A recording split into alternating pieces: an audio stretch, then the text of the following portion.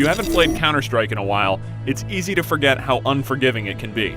There's no regenerating health, and just one burst from an assault rifle or bullet from an AWP is enough to take you down. Valve's next entry in the franchise, Counter-Strike Global Offensive, isn't meant to be a huge step forward. This is not Counter-Strike 2, but instead a reworking of existing mechanics with a few tweaks made to map layouts, loadout options, and the visual style. Global Offensive will also be available on consoles. Xbox 360, PlayStation 3, and PC players will get a chance to play when the game's ready sometime in 2012, though PC players will also get a shot earlier in a beta test planned for this October. The basic gameplay in Global Offensive will be familiar to any series veteran. You split into two teams, terrorist and counter-terrorist. Depending on the map, the objectives will differ. On Dust and Aztec, the terrorists need to plant a bomb at one of two designated sites, while the counter-terrorists need to stop them. There aren't any respawns or revives, so once you die, you spectate the rest of the match. Before each round begins, you purchase weapons to determine your role. There's plenty to choose from. High-powered sniper rifles, submachine guns, and assault rifles are all available. If you survive a round and win, you keep the weapons. If you die, you lose them and have to repurchase. That's where money comes into play. Kills and wins reward you with cash, which can then be used for better and more varied gear. This includes standard explosive grenades, flashbangs, and smoke, as well as a new gear item, the Molotov cocktail. This weapon can have a significant effect on the field of play.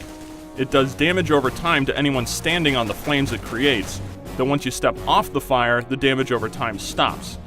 More than a direct damage weapon, it seems to be effective as a deterrent. Because no player is going to want to run across a carpet of fire, the Molotov seems like it could be really useful for map control and defense. Speaking of maps, Valve's made a few changes to the Dust and Aztec maps that longtime players might appreciate.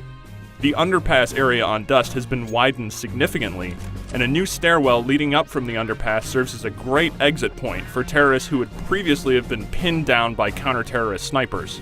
Other returning maps, like Dust 2, have barely been touched aside from the new visual style, and fans can expect to see Nuke, Inferno, and Italy in the game when it launches. There's more in store too, but Valve isn't discussing it quite yet. When setting up games, Global Offensive will include a matchmaking system that drops you into 5-on-5 fights.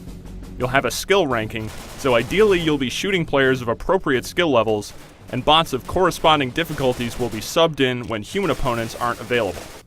For anyone who finds 5-on-5 matches to be too restrictive, custom games can be set up on PC, though console players won't have this ability.